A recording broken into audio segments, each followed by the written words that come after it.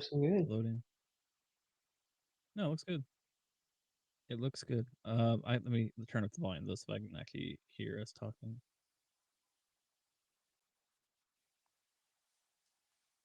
My internet sucks.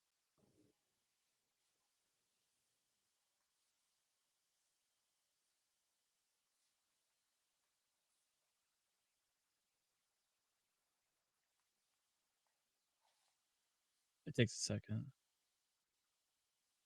Okay, yeah, that looks good. We figured it out, Sam. Holy smokes. Okay, and now you just don't need me anymore. That's the moral of the story here. That's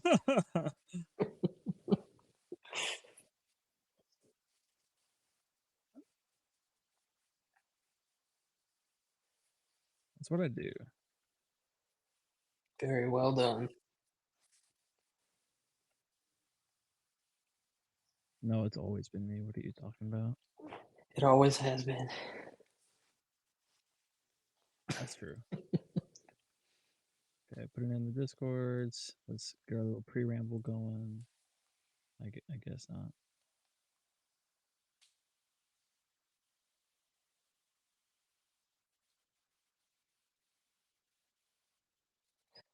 Do what?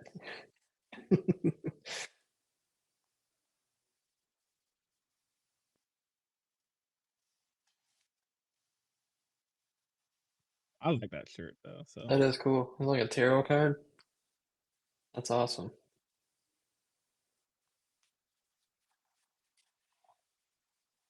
Break out the wizards? Nice.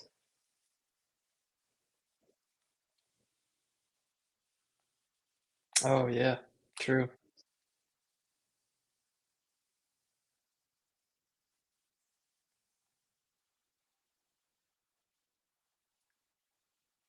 Oh, yeah, they get the pick of the litter, huh? Yeah.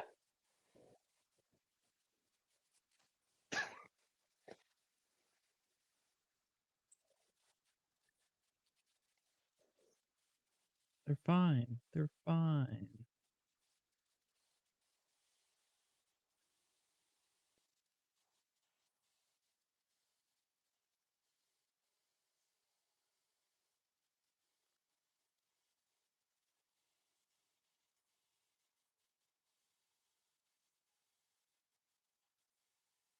Yeah.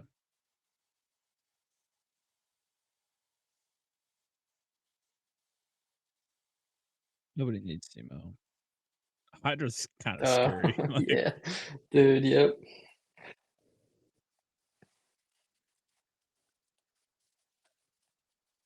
good evening, Mackinac.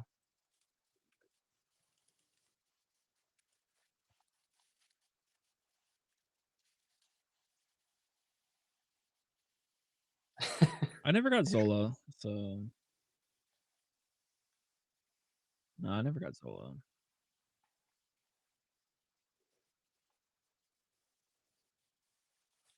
The TV screen. Yeah. I That's think all I you played need him though. twice, and then I sold him. He was cool, but Lucas says not hearing Sam's audio. Okay. damn it, man. Go to Streamlabs. Okay. On the right side where it says mixer, go to mic aux, hit the gear, hit properties, and hit device, and then it's like your device. Yeah.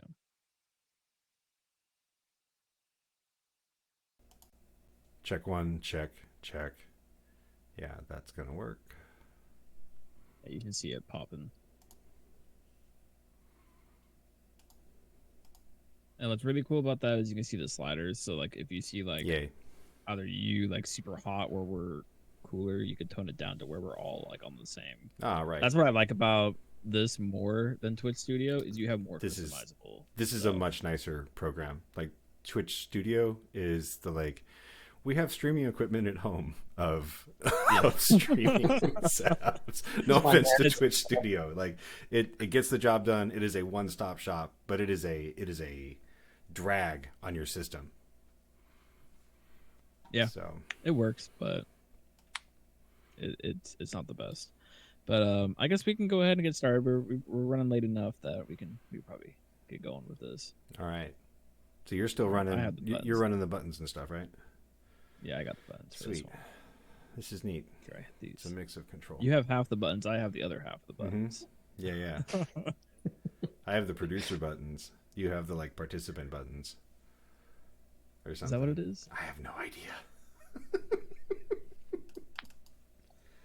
Holy mackerel. Release is delayed in Canada, not till the 20th. That's a scenario pack. Such a bummer, man.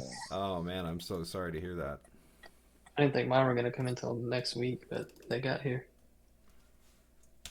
That's fair. I'm waiting on mine.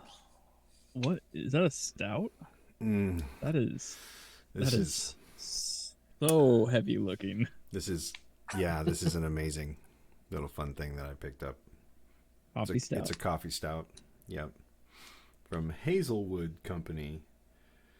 Ooh. It's another regional. So get this, man. Today is my birthday. Oh, happy And- birthday. Thank you. Hey, salud. I had no idea. I'm terrible. I'm a terrible No, friend. Big no, 21, sorry, so huh? am I purposefully absolutely 21. We'll call it that. I'm turning 22 for the second time. That's what I told my wife this morning.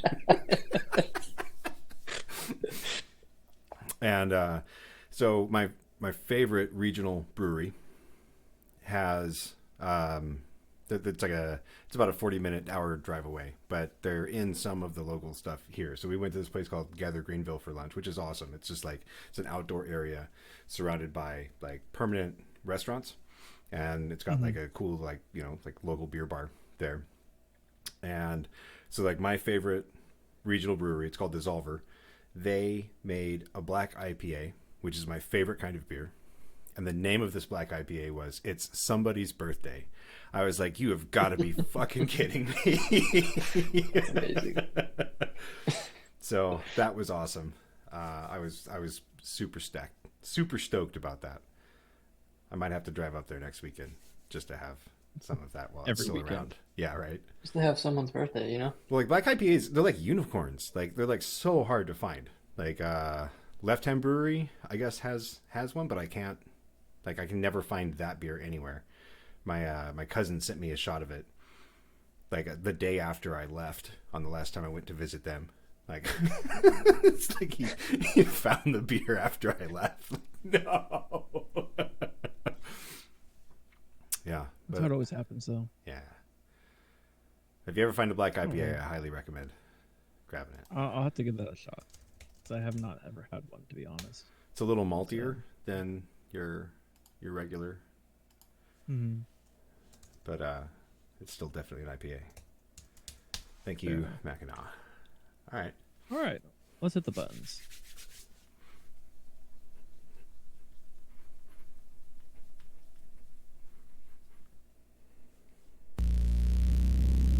Perfectly balanced, as all things should be. Maximum effort. In this war, there's no surrender.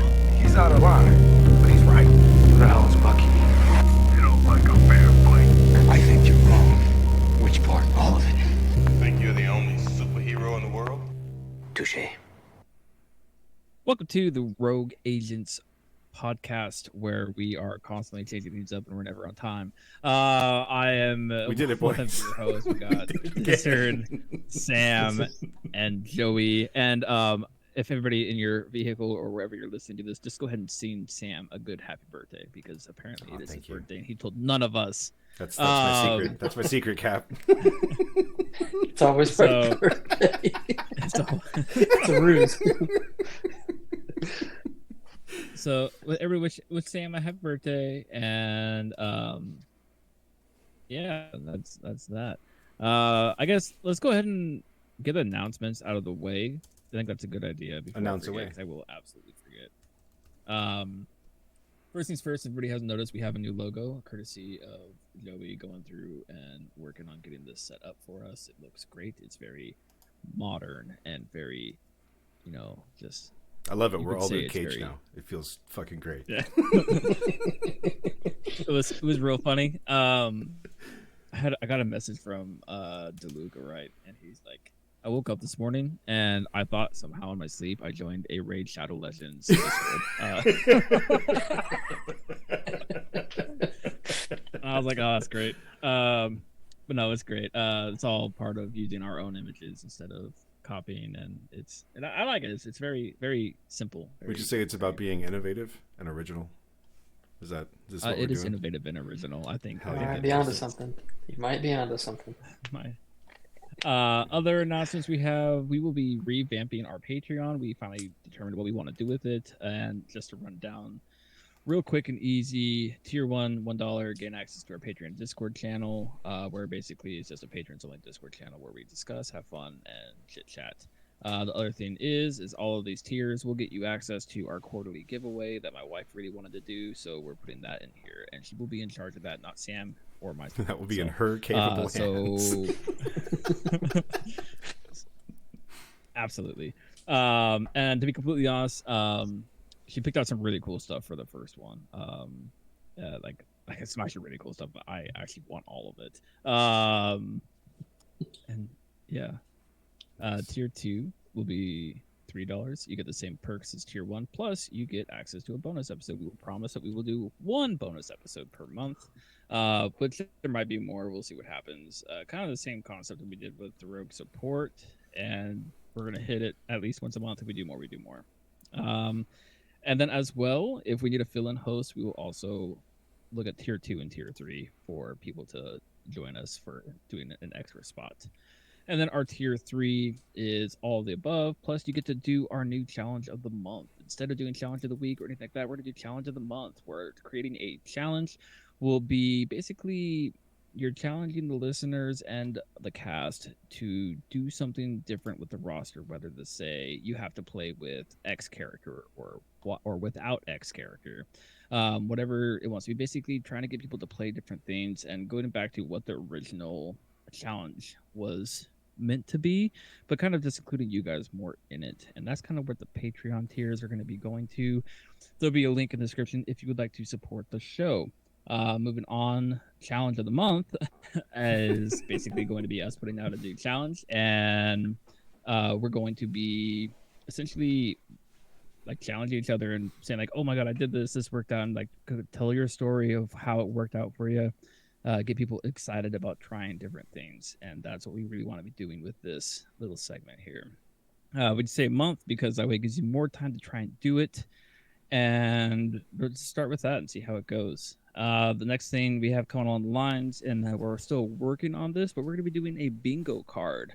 A bingo card will basically be, we're going to do this once per quarter. We'll have a specific bingo card where you have to do different things across your community, whether it's be a spot of bringing somebody new into the game, giving a demo to somebody, doing different types of things like this. We are still working on getting the first bingo card set up. It'll be a once a quarter, and the first person to complete their bingo card each quarter will earn a special prize.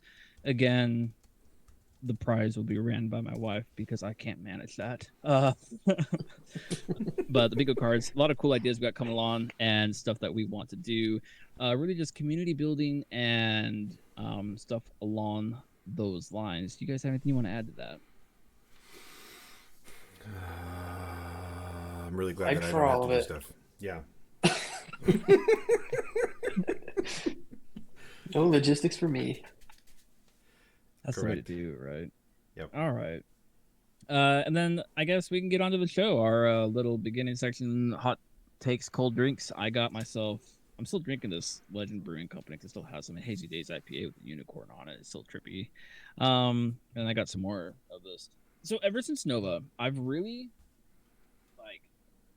Sam got me drinking these, and they're nice. They're like the little big thing IPAs, Sierra Nevada. They're actually really good.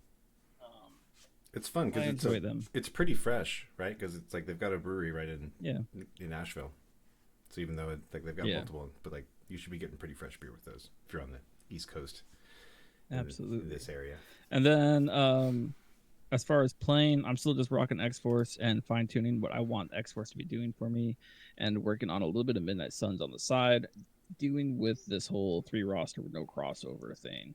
And I've also kind of been toying with Brotherhood as the third until I get to see what the rest of the foes that are coming get to do. Then they'll be my third once they are out.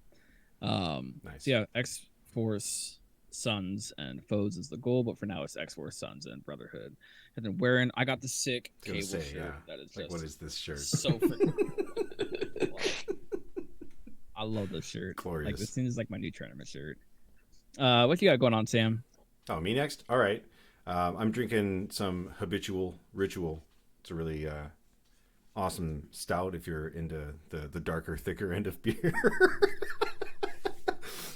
And I have continued to play some Black Order because I'm addicted to that life. I just love it so much. And I didn't play any X-Men this week. I still haven't put the Inhumans on the table, but I want to. And I am immediately, as of today, inspired to play Convocation again. So I'm going to put some Wizards back together. And I think that's going to be my number 2 team in the old 30 with no overlap. I'll have some fun with that. That's me. Joey? I have to say, Oh. I want to say something real quick. Uh-huh. I have had a stout one time in my life, One time. and that was when I was 16. Oof. Yeah, my 16th birthday. My dad, my stepdad rather, he's like, "What do you want to drink?" And I was like, I thought it was a test. I was like, "You're joking, right? What do I want to drink?" Like, well, no, if you get some Coke or something, some Coca-Cola. He's like, "No, like, what do you want to drink?" Well, what would be good with this? I don't know what beer would be good with because he had gotten like ribeyes and like going all out, like big old steak and potatoes and. He's like, "It's your 16th birthday. What do you want?" And I'm like, "Well, what would go good with a good steak like this?" And he's like, "A really good steak pairs really nicely with a stout."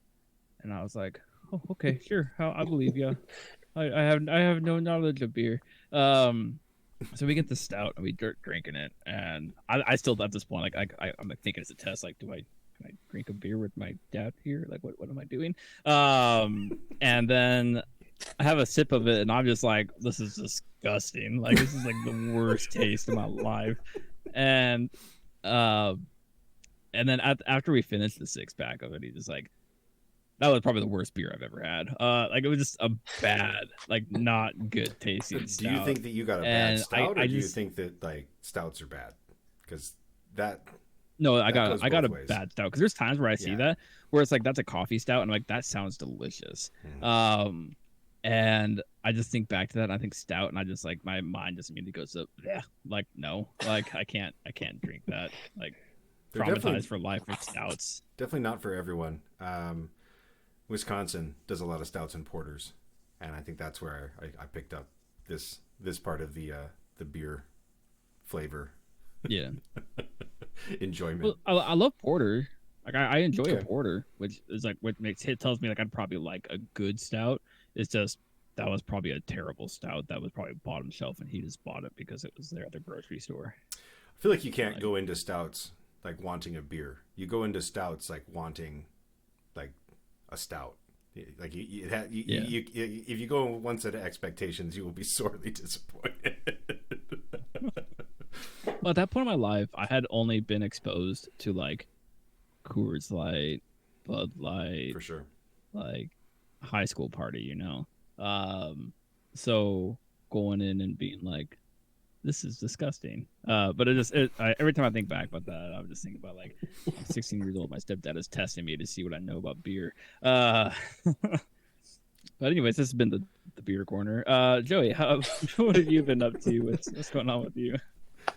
Oh, same old. I've been getting few games far in between, but tried the new Modoc. There's a couple cats were talking about that in Discord, so I ran him with Blob as his little reverse bodyguard, so that was pretty fun, pushing people away. But did that, did some more foes. Finally got the real Doc Ock put together instead of having to use the old model. There you go. Yeah, super hyped on those, and been toying around with Shield also. Shield seems pretty fun, so those are the main ones I've been getting into. Yeah, I feel like with Iron Man looking over your shoulder like that, you're gonna have to play a lot more Iron Man. Oh, absolutely. And I Maybe got when he was the playing Oh Sons, he was playing yeah. the Buster. Hall of Armor too. Yeah. Would you say that Iron Man is one of your favorite superheroes? I don't know. That's debatable. He's like, I got a whole Iron Man body sleeve underneath this hoodie. Yeah, the case only has $14,000 worth of Iron Man figures in it. Don't worry about it. Oh, so your favorite is obviously Cable. That's true. He's in the Shield list. Fair enough. The most watchable character of 2023. Hey, well, he's self-sufficient, man. What do you want? I can't blame you. All right, Plus so let's Stark go armor. ahead and get into the episode. This one, we're going to be doing up a follow-up of what we were talking about 2 weeks ago with the extracts. We had people hit us up saying, could you guys please go more in-depth with secures? You guys did a great job talking about extracts, and you kind of glossed over secures, and I would love it if you could talk about secures. We're like, okay, yeah, we could do this. There's also a listener question that came up, and I think we're gonna kind of hit this. There's 2 listener questions that came up talking about secures. We'll hit those 2 as well. If you guys have any listener questions you would like to get answered by the end of the pod, go ahead and please let us know. And let's go ahead and get on with the secures. So kind of talking about, I guess, picking up from the last episode or 2 episodes ago. I'm very much of the opinion that secures are like they define placement of your game. Even demons, because demons means you're probably not going to be in the middle because nobody wants to be incinerated. It's still dictating your placement on the board. Would you guys agree with that statement? You're setting Absolutely. the battlefield, yeah. Yep. The shape of the fight. Mm-hmm. And even the style of the fight, because the flip secures versus the stand arounds, like those are different fights. So yes, we got a big absolutely. agreement Anybody else? Yeah. Anybody disagree with this to make some content going on here? So yeah, nope. I guess we're all in That's true. agreement that a secure breed dictates your position on the board, whether that be pay to flip, center line, where you don't want to be or where you do want to be, as well as dictating positioning for your movements on where you're going to be. Am I going to be forward of this spot, or am I going to be behind this spot and allow my opponent to smack me or not hit me, because they kind of want to get here too. And it kind of creates some questions that you can ask of your opponent by going to either max of 1 towards your opponent, opening them up to hit you in most cases, or being the back, you're closer to your side of 1, forcing them to be like, cool, I'm going to have to like double move to get there, and then very few people can actually hit this person, especially if they have stealth. Do you guys have anything you want to add to that? I mean, I think the secures are incredibly important picks when you're putting your roster together. There are times that I have built my rosters just based around secures. Like I have picked the secures that I thought that no one wanted to play on, and just been like, nobody wants to play on these, so what does? And then just, trying to work through what I thought would be good using those secures and just kind of bringing those. And I think that's a really interesting exercise. It's probably worth doing again right now because everything, feels so fresh. But when you guys look at secures, right? So we just described like, these are your, 2 options for placement, right? But like, it's more than that, because it's like, well, are you picking like more fighty aggressive secures, or are you picking more spread secures? And if you're picking spread, like what's your plan? So when you guys are picking your secures, what do you think is the target in roster creation? Like when you look at your secures, what do you want to bring? How team centric is that for you? How like personal as a player is that to you?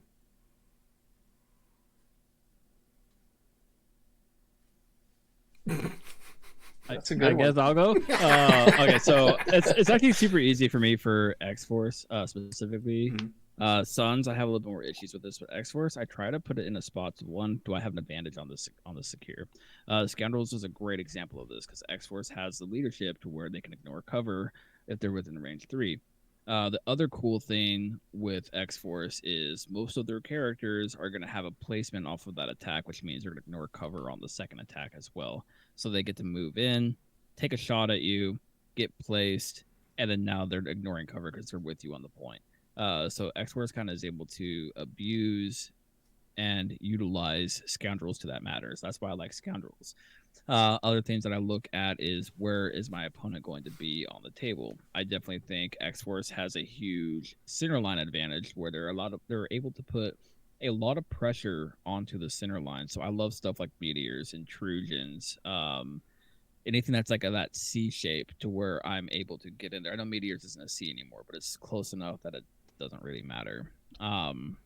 But it's I'm looking at where's my opponent going to be at the end of round one after they've moved. Where can I get targets to actually get attrition on and stuff like this? Where it's like I'm looking at Suns, I don't really have that per se because I'm not pushing an attrition envelope as nearly as much as I am with X Force. I'm not like, cool, I can get up here and just murder things right away because they're going to be locked in here if they want to be scoring points. With Midnight Suns, it's more of I have mobile pieces, so D's pretty cool. I really don't want to be on this, and I feel like I'm more struggling to finalize my secures with Midnight Suns because I'm not able to be like, well, this feels bad. I don't really want to play this one. Okay, this feels bad. I don't want to play this one at X Force. I'm very much just like, I don't care. Like, put me on it. Put me in, coach. But like, I definitely think it's very much like, where do I want to be to position my strengths and abuse my opponent's weaknesses is something that goes into a lot of consideration for me on the map shape for my secures, more so than what the map is actually doing. The shape is really what I pay attention to the most. Okay. Yeah, same with me. I do. My main thing I look at is what is first of all what affiliation, obviously, and then kind of go what they specifically are good at. Like Holy Mac and I was talking about webs in there. Webs, obviously, I'd like to spread out as much as possible. Um, Same with Suns, honestly. I like the B maps personally with Suns. Um, I like to be able to kind of get in and get out, or they're pretty mobile as well. Um, a lot of the Suns rosters that I ran have a lot of range control, so Mhm. being able to push people away before they're able to get to me, that sort of thing. But yeah, definitely capitalizing on things that your team specifically is good at, and especially a lot of the pieces in your roster that you know you're going to drop every turn, Hmm. or well, not necessarily every game, but a lot of the more common pieces that you're going to drop. So you definitely pick some stuff that they shine on. I agree. I think that for especially with Black Order, I've played on almost everything. I've included in the roster at one point or another almost every secure. I don't, except for the flips. I've included meteors, but not spider portals or mutant madman, just because I don't think that they're in any way advantaged on those. And there's definitely what's interesting to me is that like your secures are not only going to dictate, like we talked about how it dictates how the battle's fought as well. And so you can bring other things in. You can force that more central fight, or you can try to spread things out on D's. And I think that right now, I think the D maps are in a really, really interesting place with how many really good things are out there that all kind of excel at a compact game. Like when we're fighting over like an E or a C. Like there's a lot of teams are very good at those. Do you ever worry about bringing something that's forcing more of a central brawl that you're disadvantaging yourself against a more apex predator, a I higher? kind of looked at it a little bit different with that, like with the ease. I find myself, I do more now because I'm trying to do different things, but with ease and more compact maps, I don't take them because I know other people do. So I like the more spread out stuff. And if I have to fight on those, then so be it. But usually when I'm building the rosters, I go spread. I spread out. Mm-hmm. Um, I won't bring something unless I feel like I'm playing it for a reason. I'm not gonna bring something that I feel like I'm okay at. I'm gonna bring something that I have a plan for and something that I know I'm gonna be advantaged on in most cases. Now there's gonna be some cases where you're gonna have to make concessions. But like let's say like I'm playing X Force. I don't play Gamma and I don't play Demons because I don't want to go against those teams that kill better than me on Gamma and Demons. I want to split them up to where I can like pick off who I need to pick off when I need to pick them off and not be like, cool, let's do this. Let's play your game. I don't. Yeah. I'm not a fan of playing that game to where I'm forced into. Well, let me just hope I don't get mowed down everywhere. But you're gonna have those games where they win priority and they want to play on their secures, and that's where like extract choice really kind of goes into that, where it's like I'm playing senators. Are you gonna spread to the wind? And I like there's enough extract points on the table that are you going to be able to keep up with your demons on the table? You're gonna have to move away and bounce around and chase me down if you want to, because I'm just scoring too much, and that's just kind of goes into the combination of like your overall crisis selection. But no, I don't want to bring something that I'm going to give somebody a severe advantage on. I want to either impose a negative onto my opponent or at least make it fair as possible. Do you think that can change with the meta? I think it can, for what that's worth. Absolutely. Yeah, Absolutely. Yeah. Like, as things change. Yeah, because there was a time where everybody was saying third secure, just make it demons because it's the most fair and it slows the game down and it's fine. All right. And then Cosmic Ghost Rider comes out and Bill comes out and it's like, Yeah. okay, don't play Alright. demons anymore. Yeah. And like that was the same thing for I think Riots for a long time was very much like this is a very fair scenario. And everybody gets healing factor now off of the Riots. And then it was like, cool, don't play Riots because now you're going against Sam Spam, who has the mobility to hit these and be annoying. And then for a while, it was Madmen because, yes, it's a pay to flip, but it's so spread out that you're able to really, like, everybody's fine on Madmen. It never was like there was a dominant force on Madmen. Sure, X-Men have first class, but it's like they're not Good going to point go value, too. at yeah, it's very weird to see an X-Men player send somebody other than like a lizard or now a colossus over to like my Madman side, Right. and at that point it's like that's like a one case situation in a field of 22 23 affiliations. So It's like it's very everybody's good much at like Madman. Like everybody is good at Madman. Yeah. It's the hammers of secures, where it's Secures. like almost every team can put a team on Madman that's like, all right, I got like 2 to 3, 4 physical defense dudes here. I got my medium base medium mover who just like, is around for whatever reason. And then you're like, okay, like let's do this. Here we go. I don't know. Madman's like, Go for it. like only Black Order is bad at those. yeah. And even then, you've got options now with Corvus lead stuff where you can just offset the power. Anyway, sorry, I didn't mean to like dictate like that, but what I did want to kind of show there was that there is something with picking secures that is almost more integral to roster building than with extracts. With extracts, it's like, am I bringing a first turn play? Yes or no? Am I bringing Eyes on the Prize and someone who can play it? Like, yes or no? Am I trying to, run fast extracts or slow extracts? Like it's not anywhere near as integral as I feel like secures are. Secures are like defining to your roster. Agree or disagree? Well, it's defining where you want to. It's defining, as we talked about at the very beginning. Like it's defining where you want to be, and where you want to be is going to be enabling what you can accomplish. So I could agree with that 100%. But your playmaking plays, your game-winning plays lie in extracts. Your consistency lies in secures. Yeah, I think pay to flips skew that a little bit because they're a little bit harder to do crazy things where you're like, oh, I just scored all 4 of these this turn. Isn't that nuts? Let's play sword.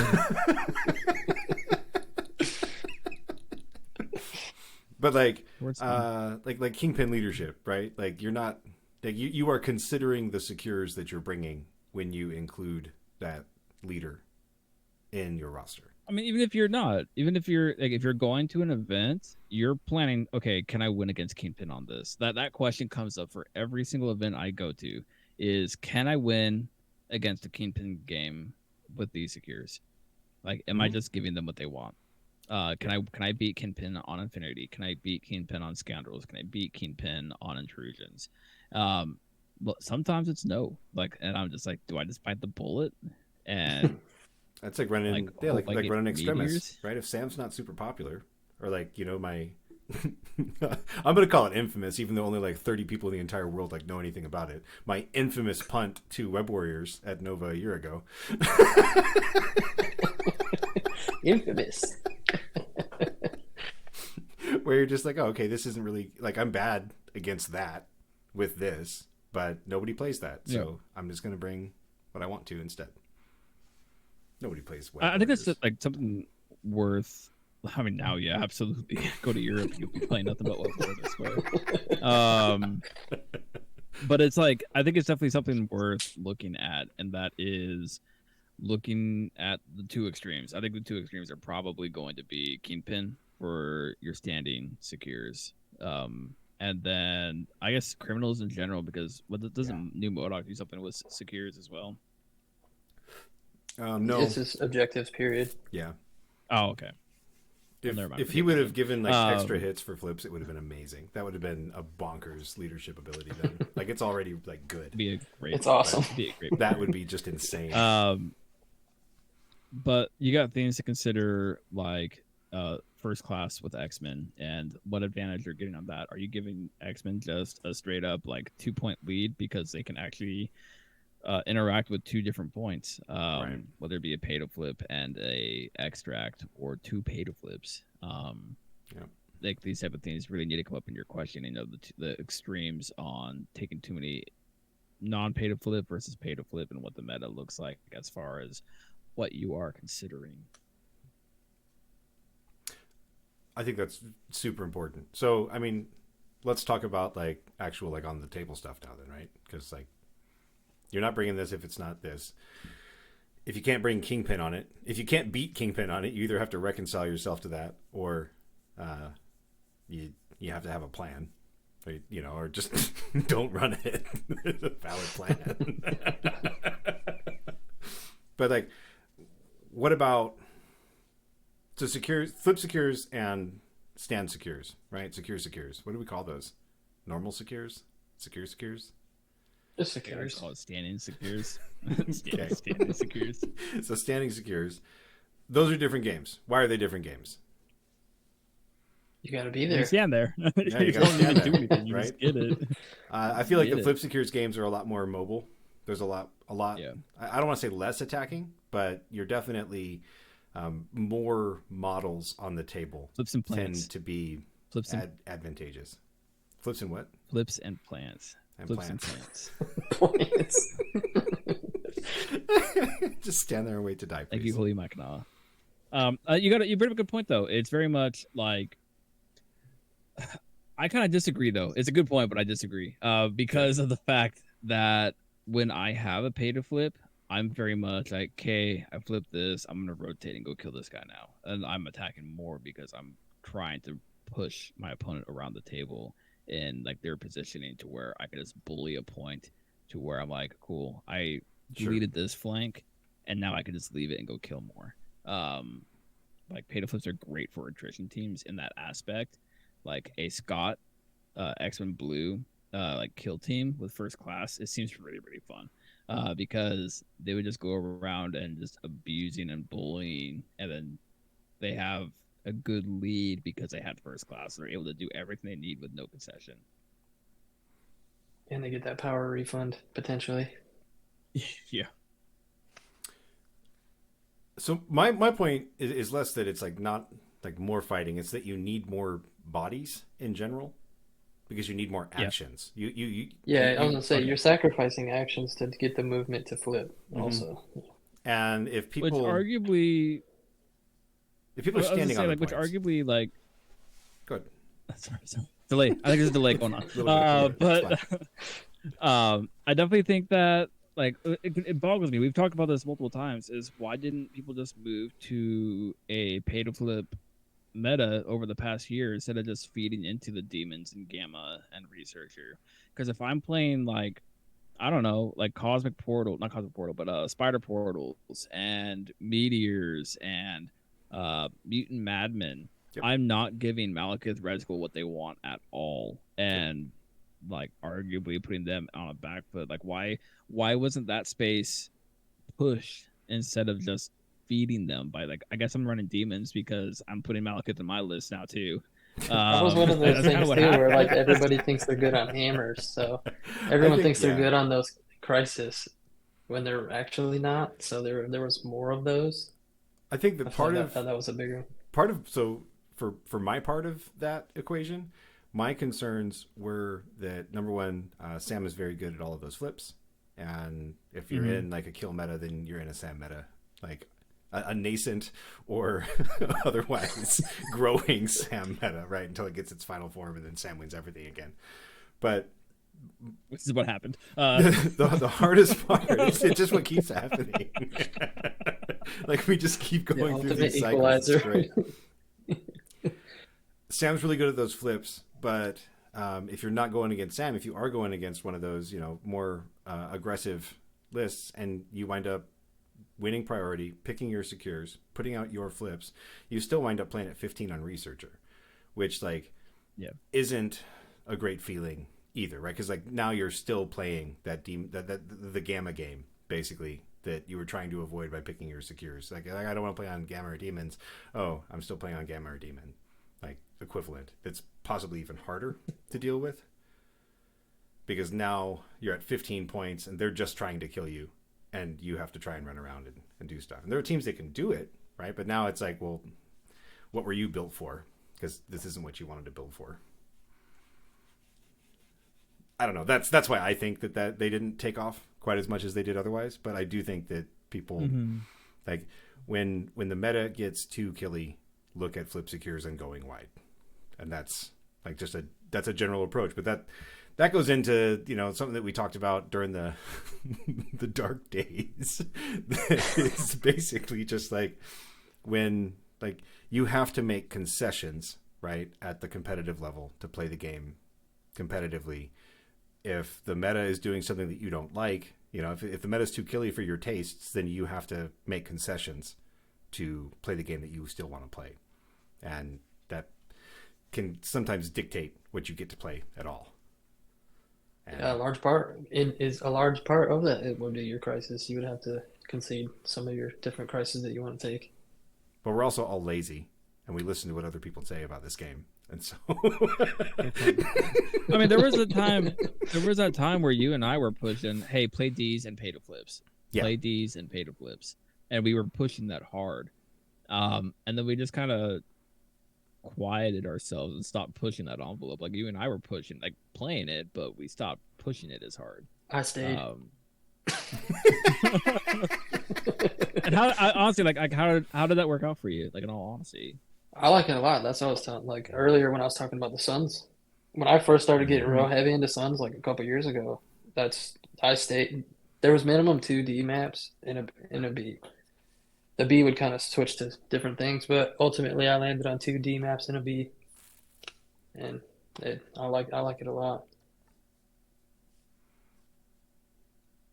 Yeah, I did But two that's the Bs stick in a and D move. with X-Men when I was playing X-Men a while back. Like I think that just a combination of nice, good spread scenarios. But Yeah, I think Bs are slowly becoming more of my favorite.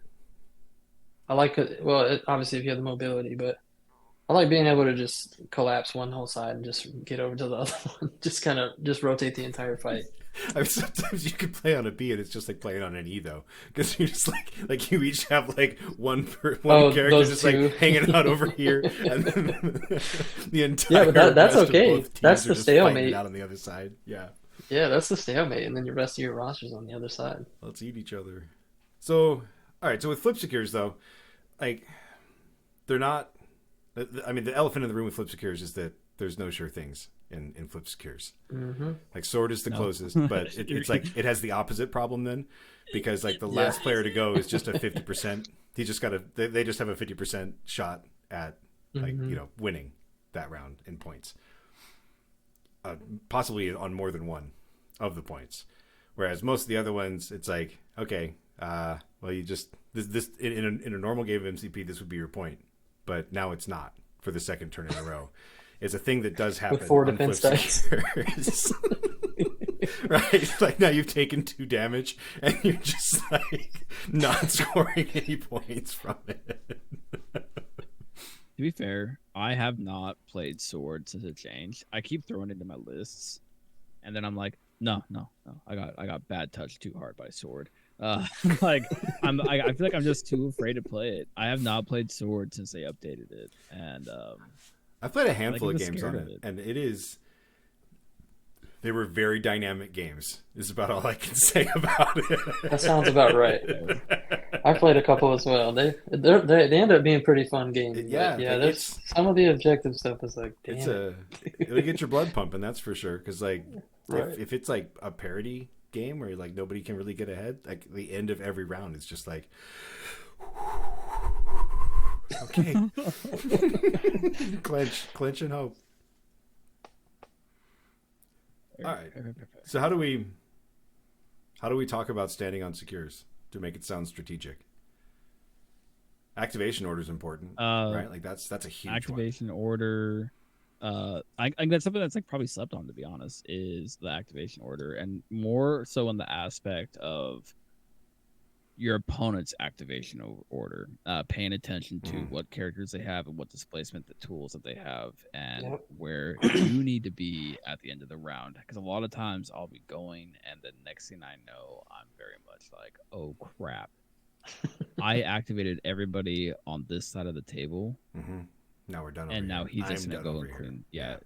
Yeah. And I think that's a big piece of it too, is understanding that you can't just activate a full side of the table unless your opponent already has. And then you're just free game. Like you're just like, cool, my opponent messed up here. I'm able to go in and just clean sweep this side now. And finding those opportunities too. Like if my opponent activated their whole side of the table and they have nobody else that could get over here. That's your turn now.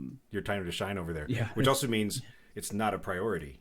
Like, Exactly, what yeah, else do that's you what have I to was do gonna on say. the other side of the table still? Yeah, now you can let them I hang think out that's- to the end. I think that's a key thing for the standing secures is you're able to like being able to realize when those pieces arrive where it's like, cool, I have 2 models on this side and my opponent only has 1 that has left to activate. I can hold off on this side for a hot minute and not really care.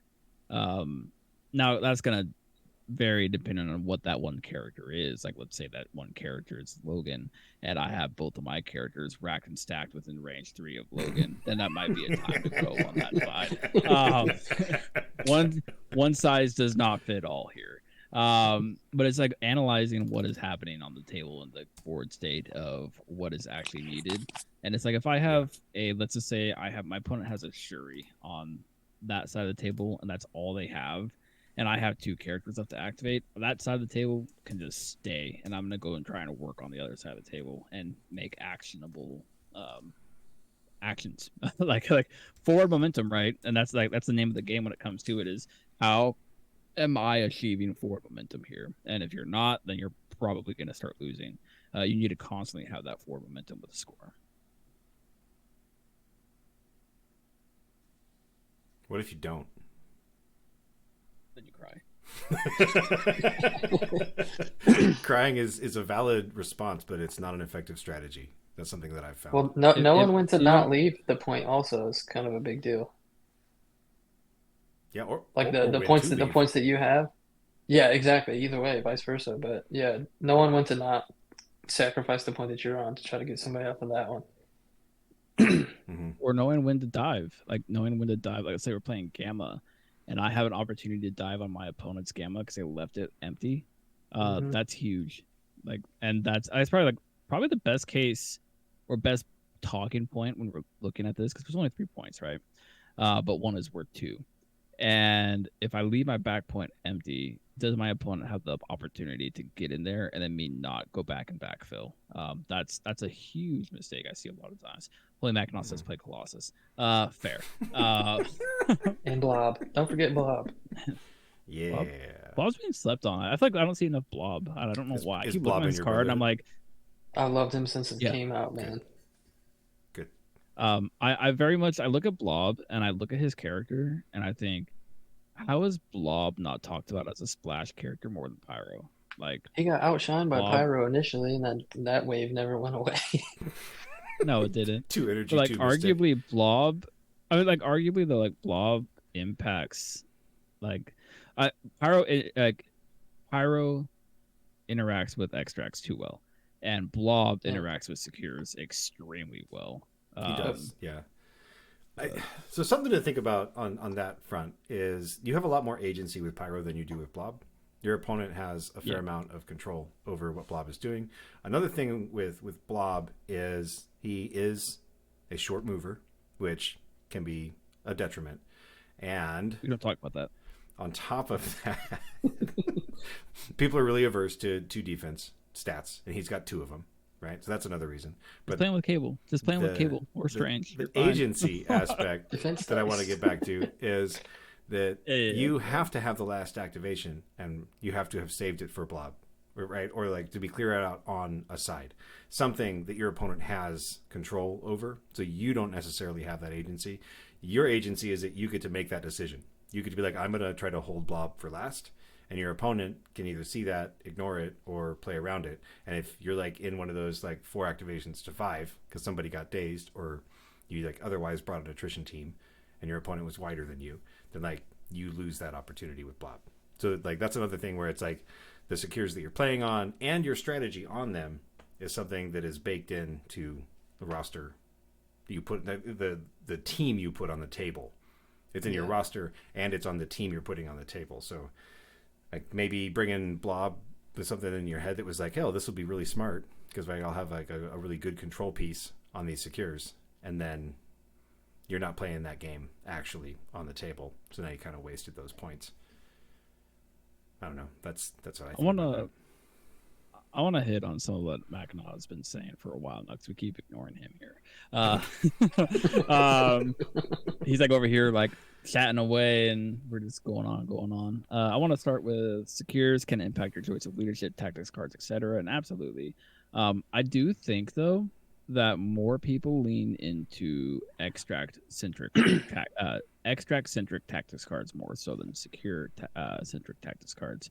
But like when I think about it, fallback in my opinion could very much well be a secure centric tactic card. It could also be a extract tactic card, but I like to think of it more as like I'm going to use this to get back onto a point for somebody I overextended.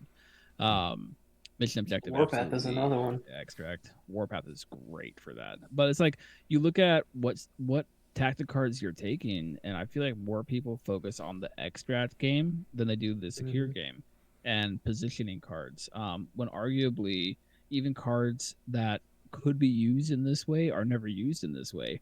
I'm going to Heroes for Hire Luke Cage, and then I have an opportunity to put him on the secure point, but I don't.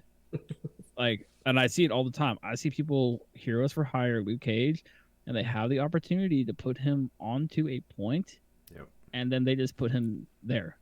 Red Guardian's even somewhere. more of an example of that in X-Men specifically, where because he can like place and set up a whole storm hop with his range 2 place. Yeah, Range 2, yeah. Right, like he's just like, hold on, like that's massive. here. Like you've got to be including that in what you're playing when you're playing it. Like, and then Holy Mackinac says I use Face Me to counter eyes on the prize. Like Face Me is also great for secure play. If we're playing a standing secure, I can use Face Me for a pseudo deception type card where I'm pulling somebody off of a point. But you don't see it used in this way. You see it used in a way that's like I feel like people focus in on tactics cards to enhance their extract game and never focus on tactics cards to enhance their secure game. I'm not going to argue with you. I would say that you could also look at cards like Indomitable and Sacrifice as being secure based cards, right? Like those I can agree with that. Like if you've got an injured character, like sometimes it's better just to keep someone healthy, right? So you're just like, well, that's all right. We're just going to keep this guy healthy because that's the stage of the game we're in now. So we're going to sacrifice this hit. It's the only one that's coming in. Over here. Examples of cards other than Endom. I would arguably say, like we said, Warpath, Fallback, Escort Escort could Safety. I in a think is a way, good yeah. one. Yeah, yay! Eye in the Sky, right? Eye in the Sky is like even more flexible. Eye in the Sky. I mean, oh, even there's the characters other can one. be the same way. Lifesaver can do just the same thing. It is. There's multiple things, and I think a lot of times people focus on Convocation leadership. I need to save Midnight Sun's leadership. I do think that people focus though on extracts so much, and they end up like, yeah, that's what you're talking how they utilize it. Example, Headmistress. That's a good example as well. I just feel like people when they use these extra little abilities, they're too focused on either saving their own skin that they don't see like, cool, I can. And I think this is a big difference between like if you look at high level play where people are like, cool, I'm going to lifesaver this person and pull them back onto this point. They've already activated and now they're back on a point and you can't reach them. And you see plays like that in like high level competitive play. You don't see that. You see, I'm going to lifesaver this person so they don't die. And then I'm going to pull them to space. And then afterwards, like, oh man, I totally could have pulled them onto that point. And you got to be thinking about these types of things when it comes towards secures. And if you have stuff like that in your put up your tools. Put up your tools, man. If you have stuff like that in your arsenal, then that also goes into dictating what secures you're taking, whether it be pay to flips or the standing secures. Lizard Brain is Monkey Home. That is a secure card, absolutely. I just saw that one. I used to run that card so heavy just to be like, cool, Lizard walks in and just pushes everyone away. Arguably, Pyrotechnics is a secure and extract card because Pyro could just go in and just push people like crazy. Same thing with Robbery. It's great. Fucking Blob's belly flop. Great. Yeah. Juggernaut's card, flop. the long throw. Mm-hmm. But I just feel like people just focus too much on how is this impacting my extract play, not my secure play. And I'm kind of curious what you guys think the reason for that is. Are people valuing extracts more than secures, and is that value misplaced? Sometimes. I think the thing with extracts is like it's almost like a race. Like, oh, I gotta grab up as many as I can before they do. Instead of just being a little patient in turn one and two. Mm-hmm. You know, like everybody always says, keep parity type of deal. But I think that race to grab up all the extracts seems a little, I don't even know what's the word, a little more important at the moment, but it's detrimental to the secure game. Because if you get the one shot on somebody that grabbed up all these extracts, now you're screwed two ways. But I think focusing on a solid game plan of secures and then maintaining your extracts is also just as viable. Extract carrier is going to die. Like sooner or later over the course of the game, like somebody's going down. It's very rare that that's not the case. I think that with secures, there's a lot less game plan for a pre-game game plan, a lot more on the table, who has to be where and when. I think extracts are flashier and a lot swingier, right? Especially the ones that are multi-holds, where like hammers or cubes, where you can have those things just stacked on top of somebody. I'd also like to give an honorable mention to Power of the Cosmos as a secure tactics card. Yeah. Don't forget So Phantasmagoria. I'm kind of curious though, do you think if you were to start focusing on secures more than extracts, would that be beneficial to your gameplay or detrimental? I would say that it has been beneficial to my gameplay. Fair enough. I extracts are important, but like extracts will resolve themselves over the course of the game. The secures, like you've got to understand like that from the start of the game, from the time you start thinking about what you're going to be playing until like the time the tournament is over that day or the event or game night or whatever it was, like secures were a huge part of that. Extracts were like what we like played over, but the secures are like what we like. They're like the framework. They just like lay everything out. They really define the boundaries of the game we're going to be playing. Okay. So with that being said, then why are you reaching for the secures you're reaching for? Let's put a big old bow on this and explain the why Okay. of you are bringing the secures you're bringing. So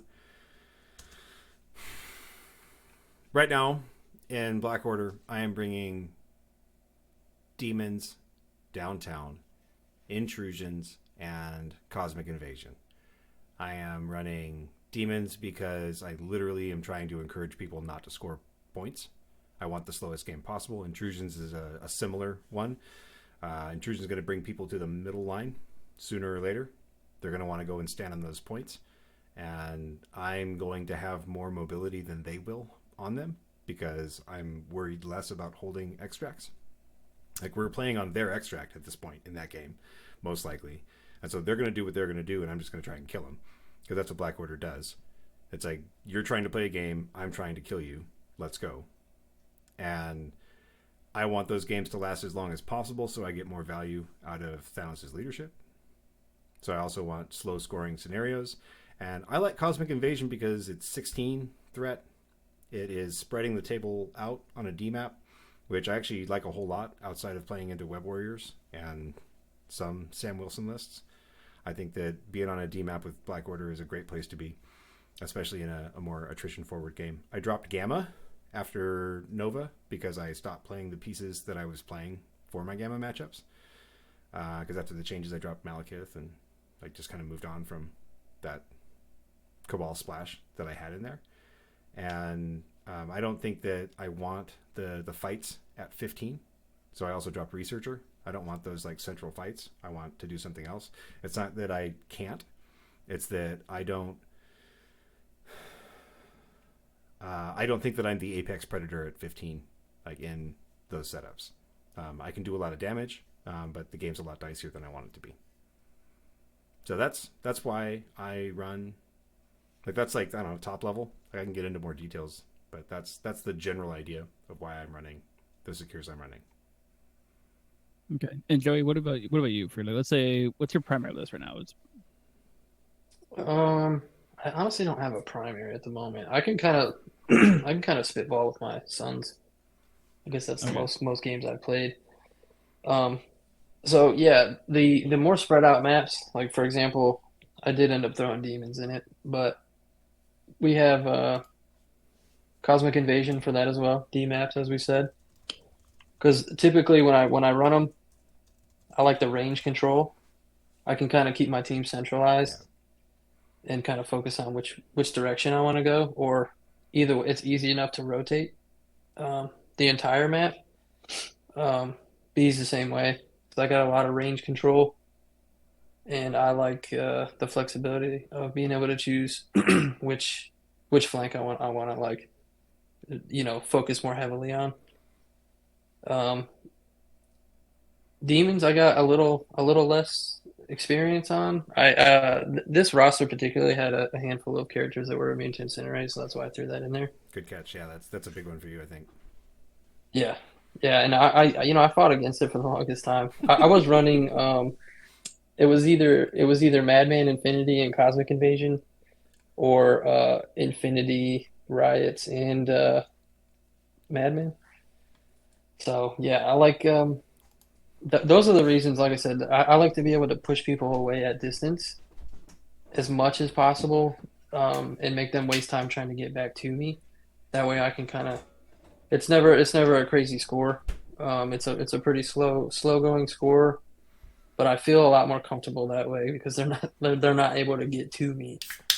Um, but yeah, like I said, that was for that was my main choices for the Suns. fair.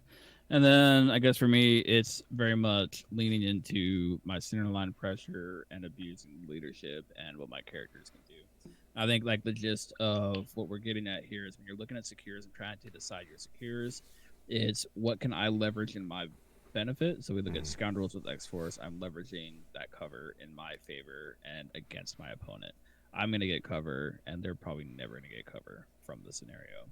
Um, Joey's leveraging demons where he's got a bunch of incinerated immune, and opponents probably don't have as much as he does. So he's like, I could stand on this point and score it and not get punished by it. Sam, you're leveraging Kind of blending the difference between the two of you guys. yeah. Like I want Kind slow of. scores, and I'm leveraging like a Spread little it bit out. of like feeling kind of apex predatory. I also like 19. Like 19 and 16 are comfortable values for me. So like even when I can't control like whether or not I'm going to pick my secures or not, right? Like if you give me my secures, then I'm still going to have a little bit of say over the potential threat of the game. Like I'm not running a secure where I'm like, I don't like that point value. That's why I'm not running Extremis, because I don't like 17 all that much. Like I'll play at 17. I have 17 teams that I like just fine. I don't necessarily have a 17 Extremis team that I think is like the best 17 Extremis team. I think it really just comes down to what can I leverage in my favor, and actually taking a look at secures and not just being like, yeah, these are fine. They're secure. They don't matter. I care more about my extracts anyways. I agree with And that. it's more of like actually paying attention to why you're playing them and looking at where can I leverage advantages and disadvantages for my opponent, and where can I advantage threat value. I think threat value is a big one for secures, and it's like, am I forcing a wide spread? Am I getting closer to only having like 19s and 18s? Stuff like this is paying attention to that threat. What do you think? And of course, oh, go ahead. I was gonna say, well, you can finish that thought because mine's kind of a segue. I was just gonna say, and of course, the whole pay to flip versus standing secure conversation. Those are all important. I think so. The thing I want to talk a little bit about is securing for disadvantage, right? So like kind of trying to meta call your secures, if you will. So I feel like things don't want to be spread out right now. I feel like a lot of what's happening are synergies that want to be close together, right? So like Inhumans, they have more options, right? Because they can do like the pass and play or whatever, where it's like you run past somebody and throw them a power or take the power that you need from them, and then finish going where you're going to do what you want to do. Like X-Men though, X-Men kind of have that range 5 bubble where they want to be close to each other, and I think you can get some of that going on a D map, but I think that if you're concerned about playing into Inhumans, you can bring pay to flips and try to spread them out on something like a D map. And I think if you're concerned about going into Scott X-Men, right, the trouble is they'll just pivot to Storm on you. But if you're worried about going into Scott X-Men, then again, spreading them out is something they don't necessarily want to deal with. Now, Web Warriors love spreading out. Yeah, they don't want to be. Arguably, they're okay being pulled together now because they got freaking Daredevil that they could flex over to. But like honestly, like this is like one of the biggest reasons why I love X Force right now is I don't care. I don't care if I'm on D. I don't care if I'm on B. I don't care if I'm on E. Like, well, guess what? We're gonna put you on K. Red fish, blue fish. Like, because like how my is the front of the leadership pack has feel? no- How does that feel running up there without having to look at anybody's butts? Man, like Sam can attest to this. Like I message him at least once every other day where like I feel like I'm being the bully. Like I feel so bad right now. Like it's like it's okay, you're playing Cable.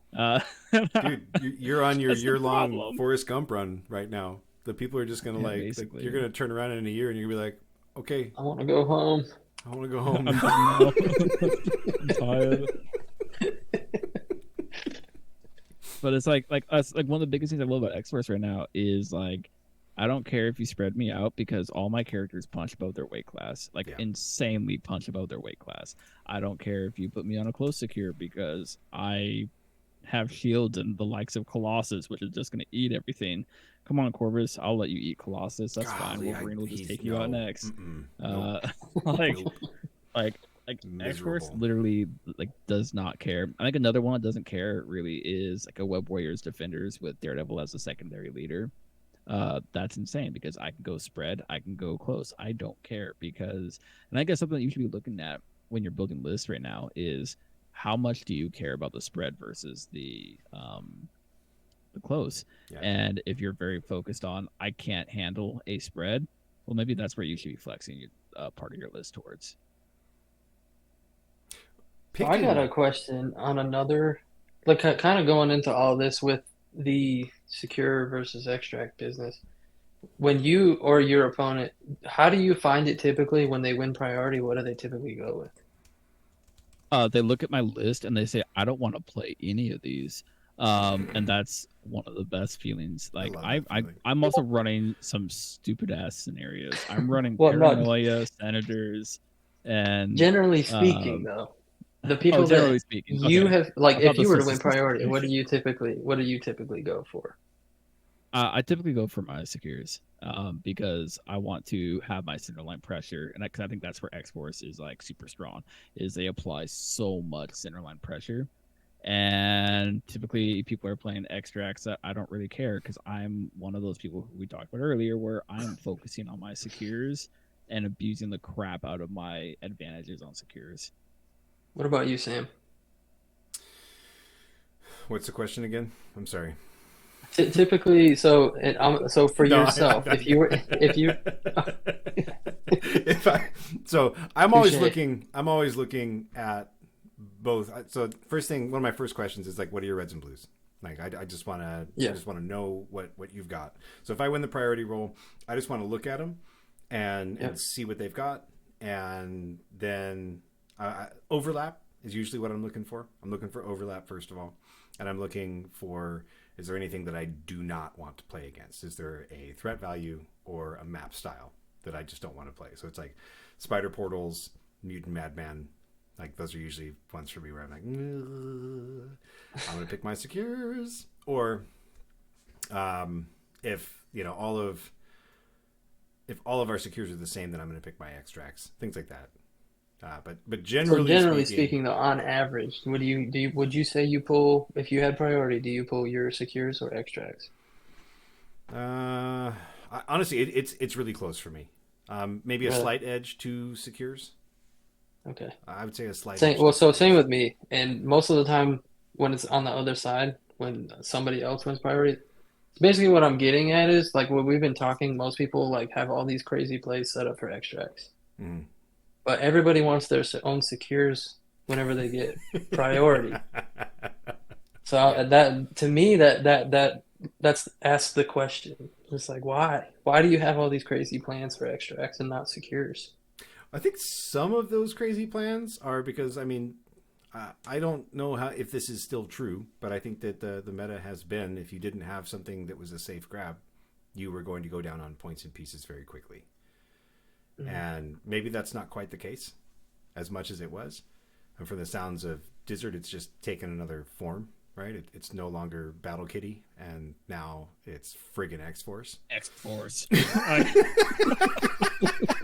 like, like Guardians is still there, right? Like Cosmic Ghost Rider didn't go anywhere, so there's still going to be plenty of cases where you can just get yourself in a hole really early by not having a safe grab.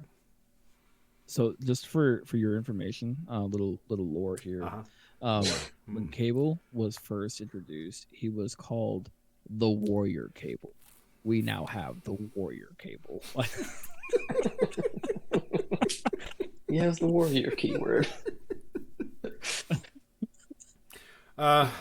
Joey, one other thing on that point would be that I think that picking Crisis is one of the hardest things you can do. Like that might be the hardest part of roster construction, is actually picking the crises that you're going to bring with that roster.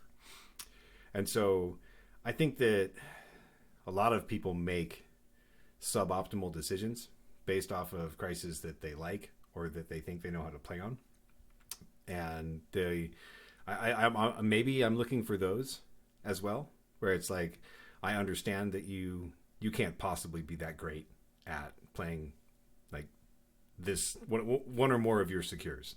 Then we're going to play on your Right. secures unless they're really bad for me. And so that's another one where I think that, I mean, if we can do something for people with this, I would say, like, if you don't know what you're good at, just put stuff in rotation until Hmm. you're like, okay, keep track of your games, and they'd be like, wow, it turns out I'm really good at Infinity Formula. I've never lost a game on Infinity Formula with this list. You should probably lock that one in And they're like, okay, now this one is for you. And then rotate the other ones until you get a feel for the things that you think you're actually good at. I think one of the big things is staying away from the groupthink. You see all these fan servers, and they're like, "Oh, this team should be playing this and this," or I'll hop in and say, "Hey, guys, we should be playing Senators as X Force because people have to grab a point and then they can't move." Which means I can now obliterate them and just take their extract with whoever.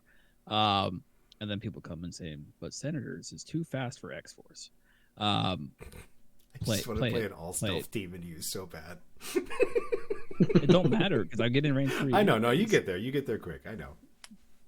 But it's very much just like you fall into the groupthink and you potentially lock yourself out of an option that you might have been onto something. So if somebody tells you, "Hey, this is a bad idea," listen to it, probably try take heed it. of it, but take it with a grain of salt and try it anyways, because we don't get anywhere and we get stuck in stale metas if people aren't trying stuff. But also, that's a huge don't beat point your for head against rosters, the wall. period. Or do. And then eventually you get paid off in 3 years. But like beating your head against the wall is also like just like you can do more harm than good to yourself with that, right? So if you keep throwing in or you do it for 3 years and then AMG I'm not talking about an affiliation. I'm talking about a crisis selection in your roster. I'm talking about bringing Mutant Madman in every single thing that you bring, for one reason or another. He's like, "Oh, I just like it. It's cool." But like if you don't enjoy your games on it and you're losing them, like maybe Mutant Madman shouldn't try something else next week. Like don't bring that one just because you like it. I don't know anyone who says that, for what it's worth. I'm not trying you have not been seen, whoever you are, who does that. But I mean, I can see it Characters in the happening. story are all fictional. Yeah, I just made these people. There's some stuff I want to hit that we got in listener questions from Almageddon. I think this one sounds really cool. Also, it's sort of a Crimson Dynamo is an expert in ease. People group up for his beam, close for disruption field, and his lack of movement doesn't really matter. Are there any other specialists for other shapes? Oh, interesting. Like web warriors on D shapes, because I think long moves and pushes. I think a big one is medium base, medium move. Lizard, Beast, Colossus, and long Mr. move, Sinister, long move, small base as well. Hella. Long move, small base. Anything with that type of stuff is really, really good on a B shape because they can go to your opponent's B shape, and if they're a tanky person, well, now they're not dying. And Toad. Something fun. Toad's cool. But something cool with Sinister that people still sleep on, and I think is underutilized, is using Mr. Sinister in a healing factor team and force extracting to get 3 tokens, and then just running him to your opponent's B and saying, "I have damage reduction 3. Good luck killing me." Asgard too. He's fun in Asgard for the same reason, because everyone has some healing factor effect essentially. Yeah. And I don't know why Sinister isn't played as much. Like, see, I always look at him and I'm like, man, I want to play Sinister, and then I'm not playing a list that Sinister makes sense. This is power economy and the cost of that beam. It is the beam. And the only time I played Sinister where it actually felt like really, really good was under Malekith, because I just kill something, pass the power to Sinister, and now he's glorious. I might try Inhumans with Sinister. That might be something I want to try. I have played tons of fun games with Sinister, and I have been just absolutely rolled by Sinister as well. Like summoning in his own little Luke Cage bodyguard and just Let's go, buddy. You can't stop it. Like if he's gonna do that stuff and you can't stop it, all right, it happens. But I think that's a big shout is the medium base, medium move, medium base lawn move. So ASM and Angela, they got some pretty sneaky crap that they could do on secures. Like ASM and Angela technically. ASM is better because Juan can pass him a power and he could literally lawn move, jump. Yeah. He has already end one, and then grab something and get back to your side, and it's nuts. It's a lot of resources to do that. Angela's crazy because Angela's got the teleport and the bonus frenzy attack thing that she can do. So you can get all the way from Like I've gotten all the way from one meteor's like side all the way to the other. It was an old map, so it was just a sea. But that was an amazing, like probably once in a lifetime experience. But to answer the question, specialists for other shapes specifically, a lot of it just comes down to medium base, medium move, because the world is their oyster, in all reality. Outside of that, I really don't know other than like Shuri being great to push people off, or something with similar effects like impact webbing, or Gwen could take an impact web and then just pull somebody. Mm-hmm. Anybody who has like Prime is great to just pull people. Cosmic Ghost Rider is great as a secure to just like pull people and then murder them. So that's really all I have for like specialists on other shapes. You guys have any other shouts? I don't think so. I knew Hulkbuster with his large base hit and run. He's pretty good on secures as well. He He's can so fun bounce in around quite a convocation. bit, especially on the F maps. Hulkbuster is super fun in convocation with that. His Oh, he's medium fun move, everywhere, large man. base. So the medium move, large base, I guess, is an interesting one. I mean, usually it's more for extracts, but like you can position him a medium move, large base character central on a D map, and they're Mm-hmm. or an E, and they're immediately contesting that. And then if you're on a D Mm-hmm. map, they can reach either of the corners as well, which is that's a lot of movement to manage. So far as actual like, no, I mean Crimson Dynamo's silly amazing. Tax effects on pay to flips are kind of hilarious. Yeah, It's like Deadpool, Rogue, Loki, anything like Loki. that, where you're just Any saps, yeah. you're just draining out their energy. Firewall for Pyro, yeah, Nova, right. Root. Oh, you know who else has Root? Carnage. Sinister. Sinister. Oh. Carnage, yeah. Carnage has root on tactics card. Yeah, right. So good. Hey, come on, bring Carnage on a tactics card. It's worth it, I swear. Secure focus tactics card. Let's go. Another question from Almageddon was differences between what's good on B's and D's as well as C's and E's. And that really just comes down to C's and E's. You want tanky stuff. You want stuff that's going to survive, or you want stuff that's going to be so aggressive that it doesn't matter how tanky you are. I think B maps have a unique, not like requirement, but like if you can bring a long teleport, like a mothership or a brothership, or even like a pentagram or a Bifrost, I think that those things are amazing on B shapes to keep yourself able to remain relevant, because the B is such a wide divide between those two pillars on the left and the right. It's like you're taking a whole turn off if you're trying to get from one column to the other. And that's something to keep in mind, especially when you're going back into like activation order, like we talked about early on. Like you can burn activations that way if you're trying to kill time.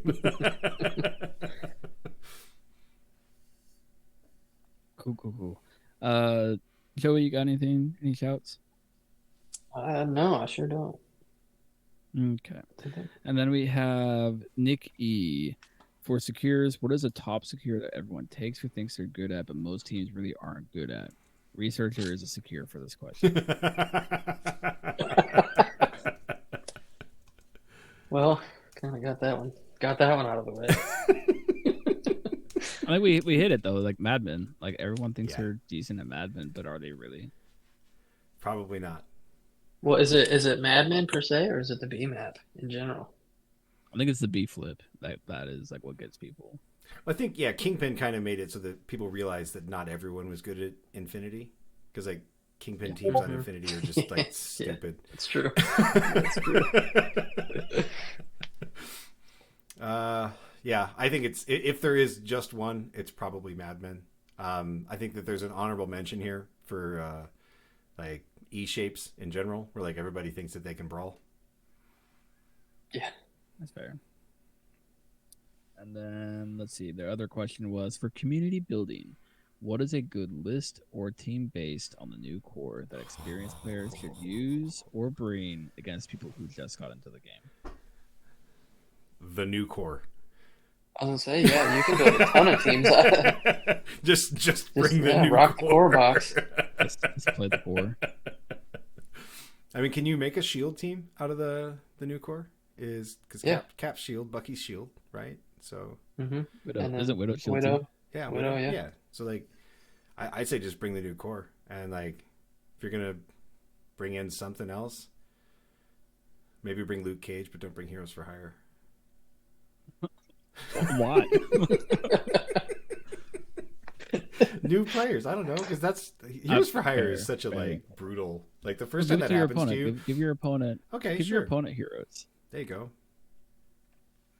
I don't know. That new Zemo is just bonkers. I love the subtlety of him. I love the gun. Yeah. The glue gun. The gun is so freaking good. Get a clue. Yeah. Like I want to run him in X-Force, but he's also not giving me any like extract bonus, and that's why I splash. It's extract bonus people. I think he's neat as a 4 threat. I feel like he's infinitely less splashable than the old Zemo because he has a leadership and he's 4 threat. Like you're like, But okay. glue gun. You'll But want to glue run gun. him as his as the leader. But glue gun. All right, that's enough huffing glue. All right. Well, we were going to talk a little bit about the core box on this, and I kind of just want to. I don't think we need to go too deep into it. I really just want to know what's your guys' like biggest hit and your biggest miss. Oh, interesting. Ooh. Biggest hit for me is Doc Ock and what is it? Today is our day or our day or whatever. That tactics card is That's so correct. cool to me. Yeah. Super mission objective. Like, let's go. Yeah, yeah. And miss, like miss as in something like that you're not like super hyped about. Sure. Or something that you think was just not done right. Like it could be something that you're super Oh. just bummed about, or something that like if you think everything's good and it's just something that you're like, man, whatever. I'm honestly not overly hyped about Ultron, to be I think you're high. To be like honest. Ultron is a monster. he. I Even a mean, he 5-threat looks who's cool, but insane with bow. Like he looks like- cool and everything. But I like his just, grunts I don't don't do know. anything. I like they're just there to fight.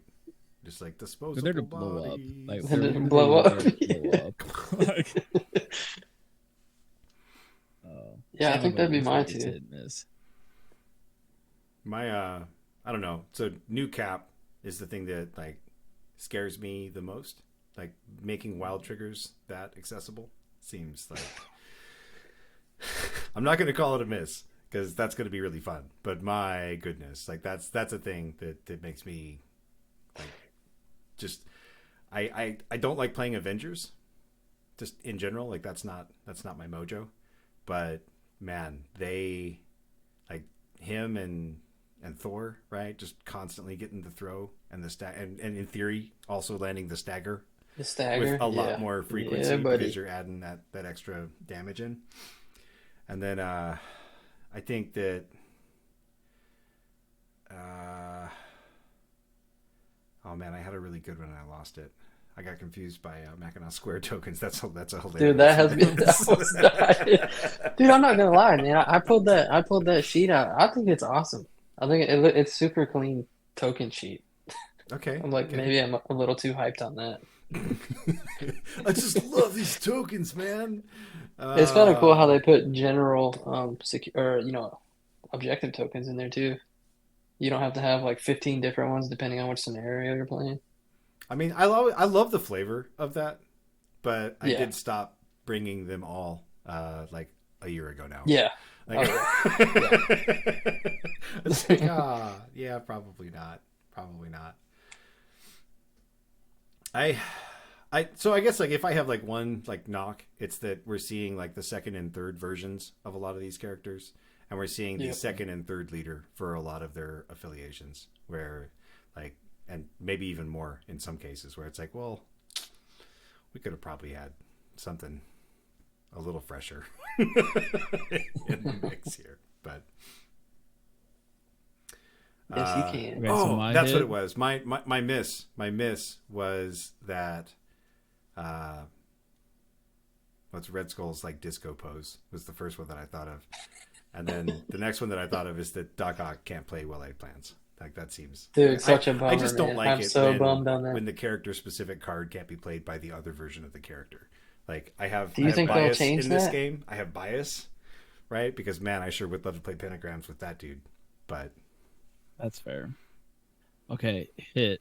Um, I don't know. I'm like Nigel from the Musecast has me super high on New Widow. Like she is like being I'm able to pumped to have a try four her out threat too. that can drop a secure or drop an extract where I want it to go is huge. On top of stealth and She her just seems being neat. like able to eat a lot of hits. I'm running her over my grunt character right now for exports as a test. I might go back to Electra, but I don't know yet.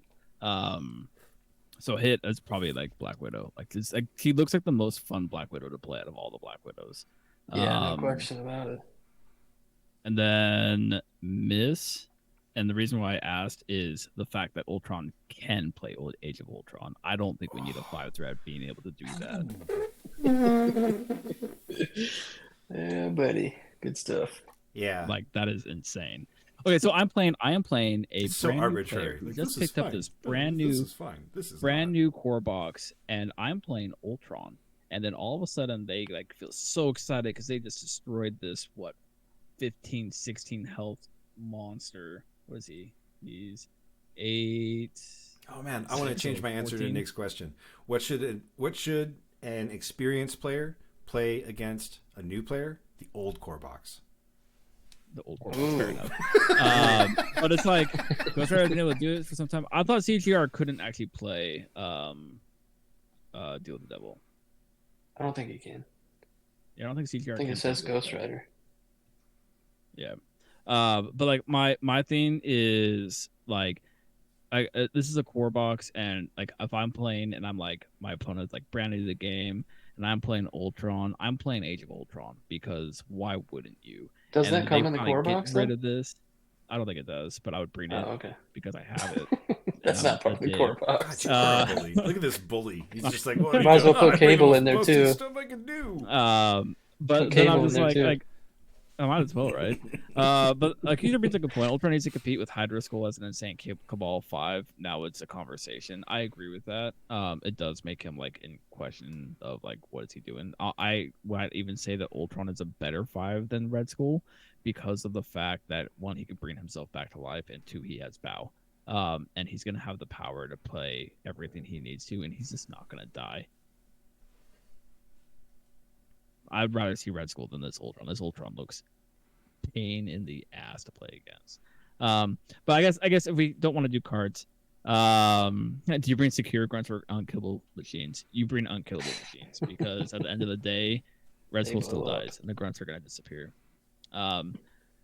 Honestly, biggest miss is probably Crossbones still. Like, yes, he's a little better than current Crossbones, but really, he just still seems kind of like a meh. Like what outside the core box, I don't really see myself playing Crossbones. Slow moving characters are just always sad. Yeah. There's always a like it's like single tier whenever I see that like short movement. It's like That's fair. Overall, though, like seeing like people like put up these models, these sculpts are insanely good. they're great. And Models are like, incredible.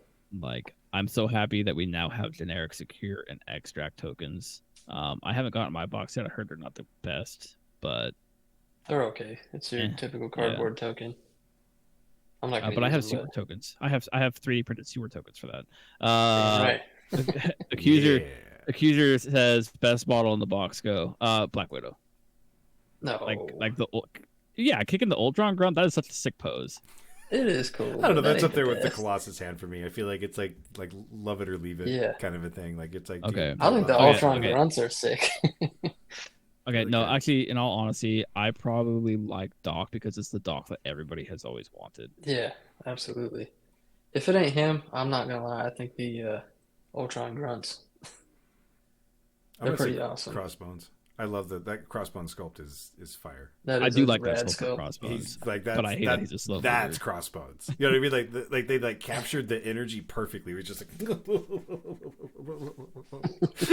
I will say though, like another thing that I'm not really too much of a fan of, and I might be alone in this, but I'm not really a fan of the new art style for like the characters on the cards. It just looks too cartoony. for Oh me. come on, Dad! It's fine. It looks good.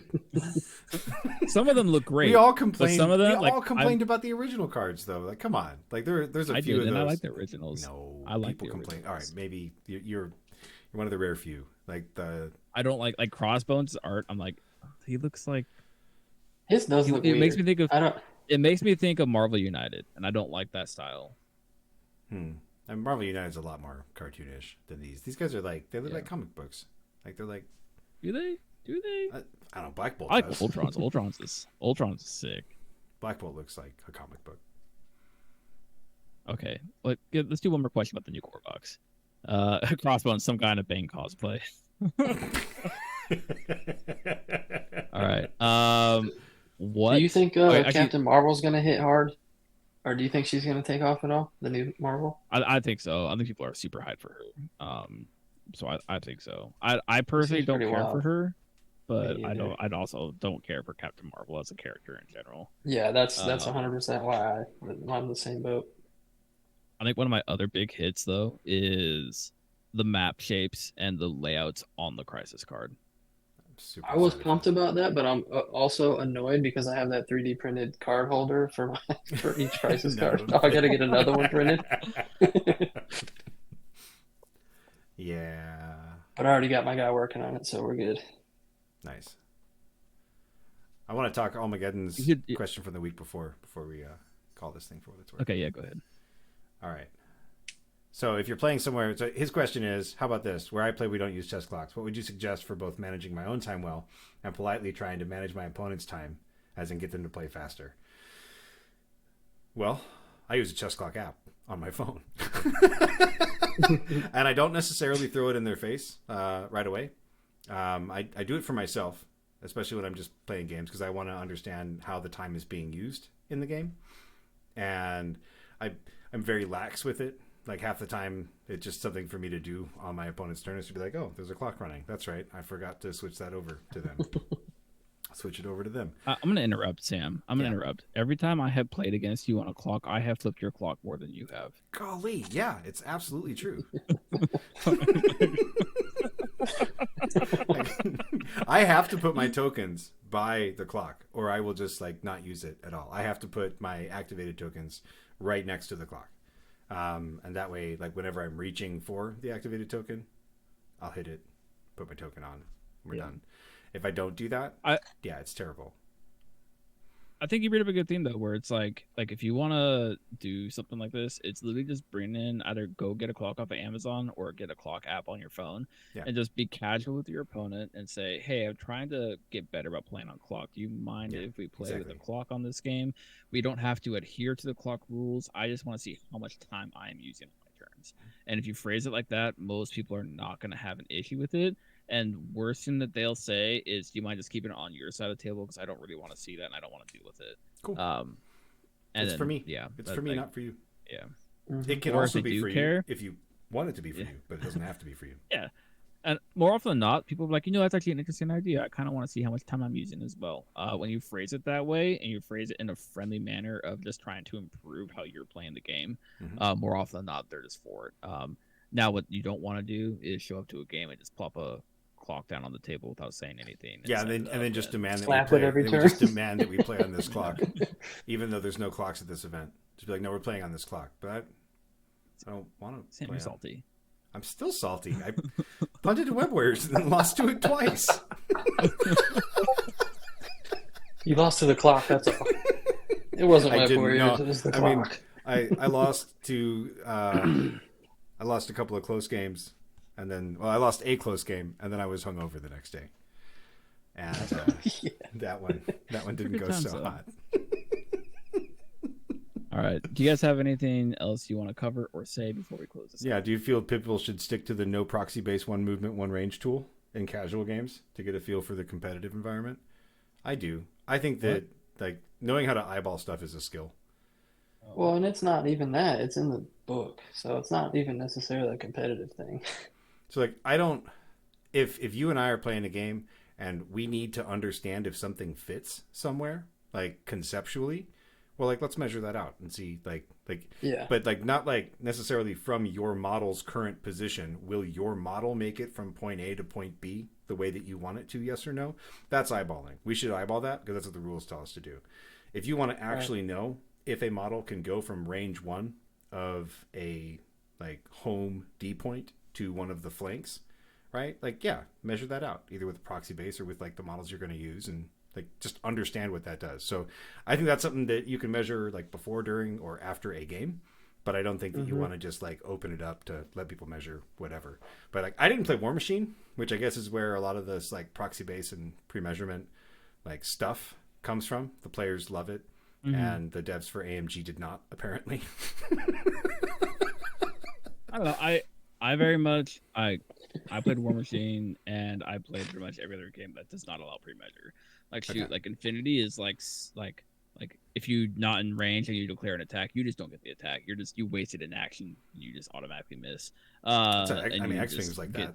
Like, yeah, it's super interesting because you get so used to biggest thing I can say is like find landmarks. Um Reps is a big thing, but if you don't have time for reps and you're trying to like casual games is the time to do it. And I do this a lot of times when I'm trying to learn a new list and learn what my ranges are of everything.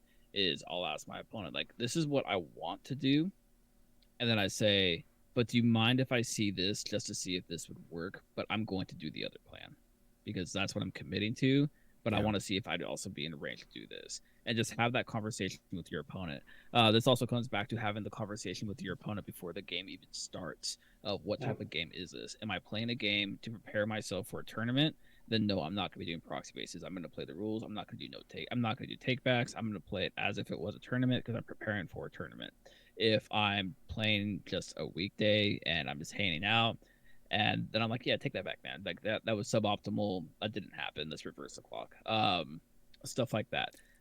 It's very much like, what are you getting from this game? And it's like I would rather me and my opponent gain something, either learning a new thing by taking something back and learning that that decision wasn't great and having a clean board state of the most optimal decisions in a casual game.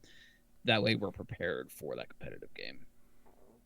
that's so funny. I think I only play casual games then, because like when I'm doing like competitive practice, I'm way more interested in the what ifs and like let's try this stuff, and see what happens.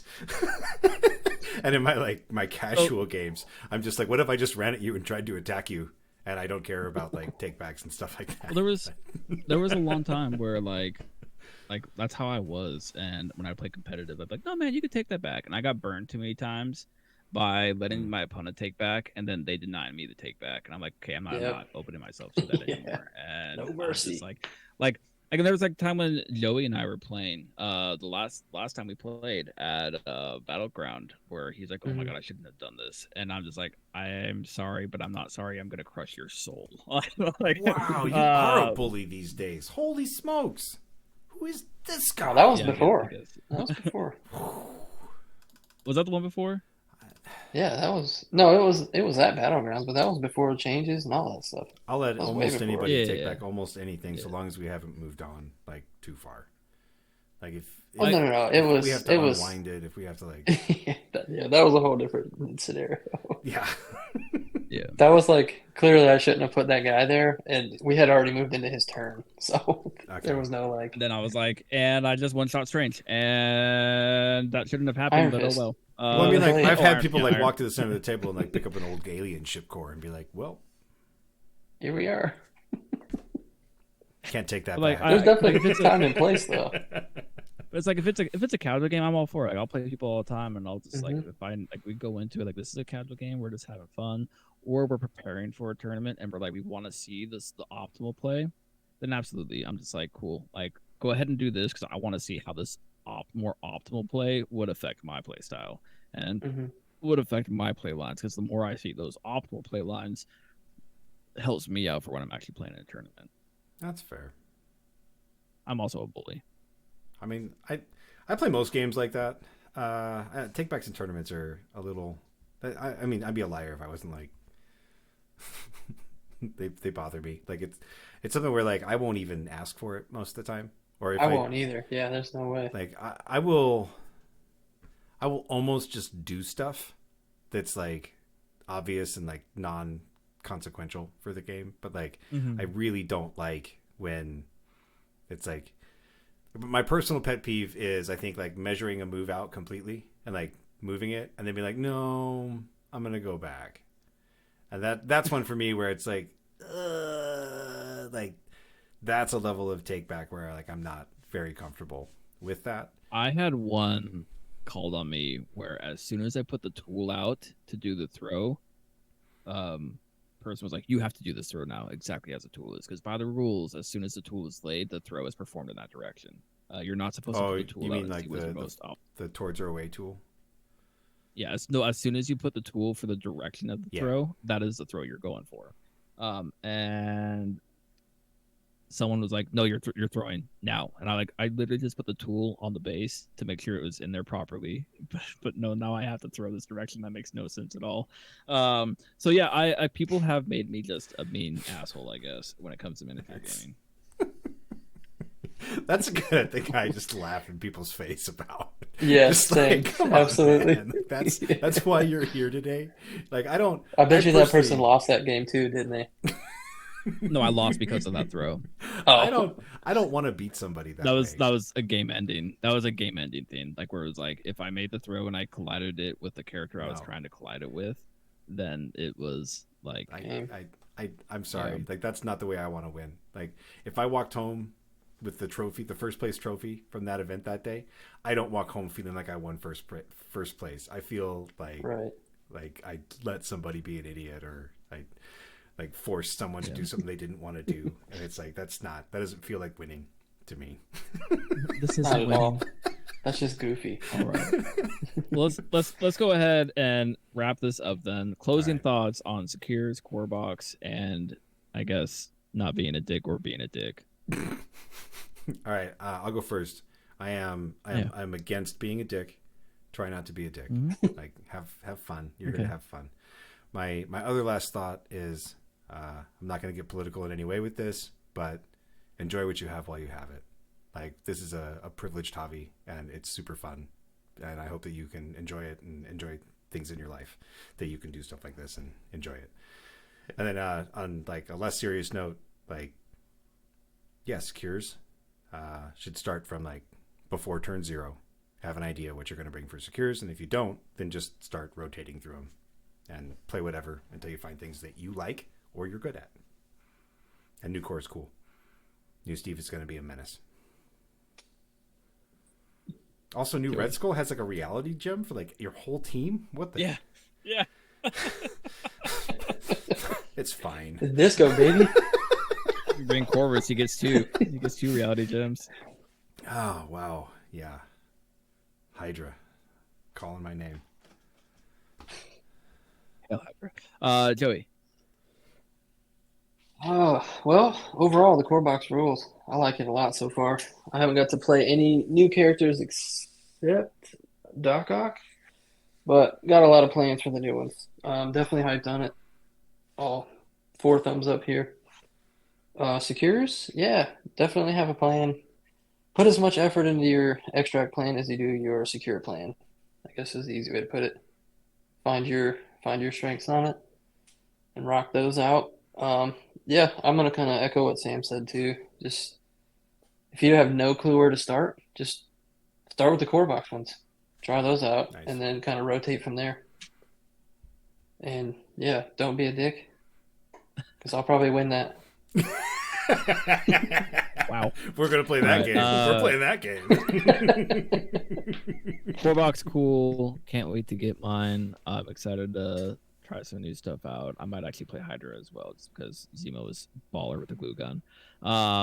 And also there's this whole line that Accuser and everybody's been pointing out that there's a way to play Gwenpool and play 8 tactics cards in one game, and I just want to do that to say I did it. Yeah, that is achievement Dude. unlocked territory. Yeah, seriously.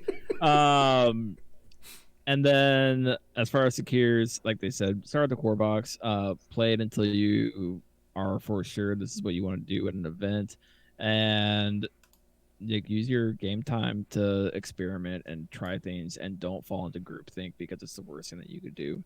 And last but not least, don't be a dick, but don't get taken advantage of. That's fair. Yeah. It's a fair I assessment. like All it. right. With that, we have been the Rogue Agents, and you have been the listeners. Have a good night. Perfectly balanced, as all things should be. Maximum effort. In this war, there's no surrender. He's out of line, but he's right. Who the hell is Bucky? You don't like a fair fight? I think you're wrong. Which part? All of it. Think you're the only superhero in the world? Touché. Okay. All right, still live. That was good. Yeah, that was good. I like it. I liked it. It's really hard to talk about secures.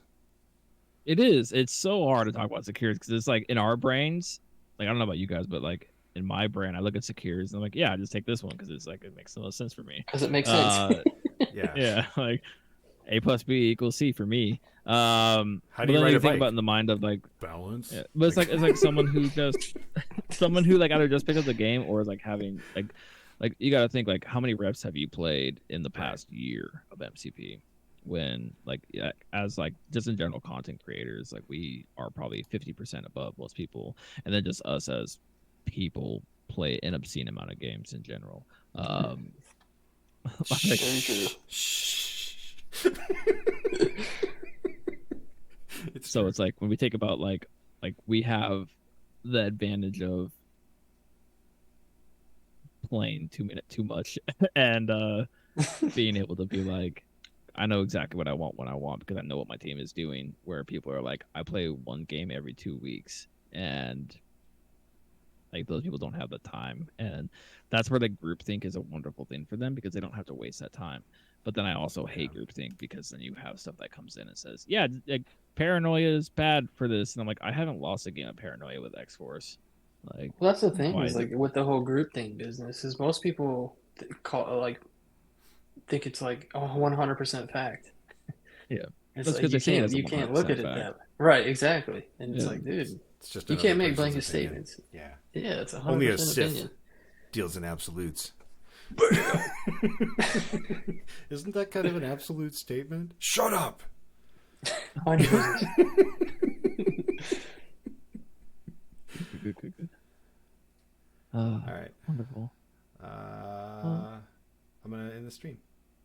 All right, thanks for hanging out, guys. Thanks. Good night.